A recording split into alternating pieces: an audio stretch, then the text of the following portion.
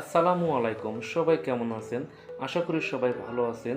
এনার কুকিং হাউসের পক্ষ থেকে সবাইকে জানাই সাদর সম্ভাষণ। আজকে আমি আপনাদের সামনে নতুন একটি রেসিপি নিয়ে হাজির হয়েছি। রেসিপি হলো সবজি দিয়ে খিচুড়ি কীভাবে রান্না করা যায়। দয়া করে চ্যানেলটির পাশে থাকুন, সাবস্ক্রাইব করে বেল বাটনটি চেপে রাখুন। সবজি খিচুড়ি রান্না করার জন্য আমি যেসব উপকরণ নিয়েছি সেগুলো হলো মেজারমেন্ট কাপের 2 কাপ পরিমাণ পোলাও চাউল, মেজারমেন্ট কাপের 2 কাপ পরিমাণ পোলাও চাউল এবং বিভিন্ন প্রকার সবজি, সেগুলো মেজারমেন্ট কাপের 1 কাপ করে আলু, গাজর, ফুলকপি, পেঁপে, বুট, ভেন্ডি, ঢেঁড়স এবং বরবটি। এখানে নিয়েছি 2 কাপ পরিমাণ মেজারমেন্ট কাপের বুটের ডাউল। এখানে নিয়েছি হাফ কাপ পেঁয়াজ কুচি। এখানে নিয়েছি 1/3 কোয়াটার তেল। এখানে নেওয়া হয়েছে দারচিনি, শাহিজিরি, এলাচ, লবঙ্গ এবং তেজপাতা কয়েক টুকরো।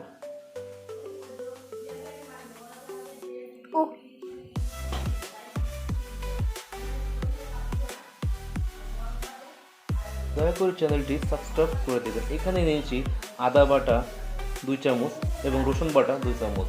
এখানে নিয়েছি 1 চামচ পরিমাণ শুকনো মরিচের গুঁড়া, ধনিয়া গুঁড়া, হলুদ গুঁড়া এবং মশলা গুঁড়া।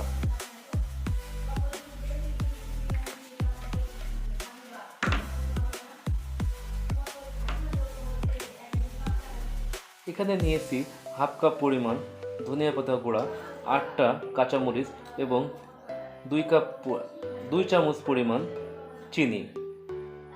সবগুলো উপকরণ আমি সবজি খিচুড়িতে ব্যবহার করে নেব।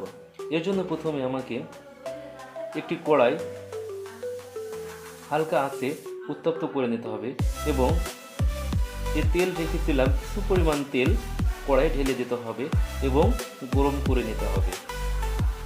যে মেজারমেন্ট কাপের 1 কাপ করে সবজি রেখেছিলাম তার প্রথমেই আলুটি ভেজে নিতে হবে, কারণ আলু সবজির ভিতরে শক্ত, এজন্য সর্বপ্রথম আলুটি ভেজে নিতে হবে।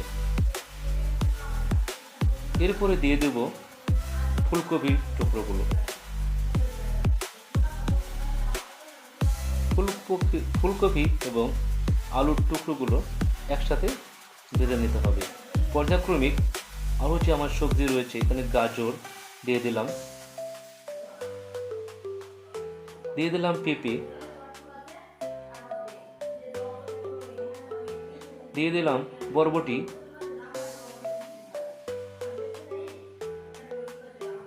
সবগুলো ভেজে নিতে হবে 3 থেকে 5 মিনিট এবং ভাজা শেষ হয়ে গেলে উঠিয়ে রাখুন। বাকি তেলটুকু ঢেলে দিন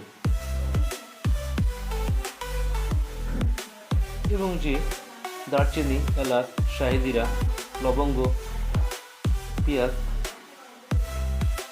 এগুলো ভেজে নিতে হবে। হাতের কাছে যেসব সবজি পাবেন সেগুলো সব ব্যবহার করার চিন্তা ভাবনা করবেন। কোনো সবজি এখানে না থাকলেও সমস্যা নাই। দিয়ে দিলাম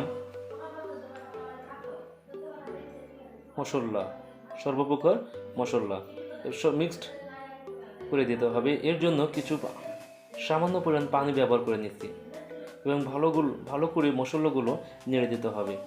এরপরে মুগ ডালগুলো যে রেখেছিলাম 1 কাপ এবং 2 কাপ পরিমাণ পোলাও চাল রেখেছিলাম, এগুলো হালকা আঁচে ভেজে নিতে হবে 4 থেকে 5 মিনিট। খেয়াল রাখতে হবে যেন কোনো অবস্থায় লেগে না যায় কড়ার সাথে। 4 থেকে 5 মিনিট ভেজে নিতে হবে।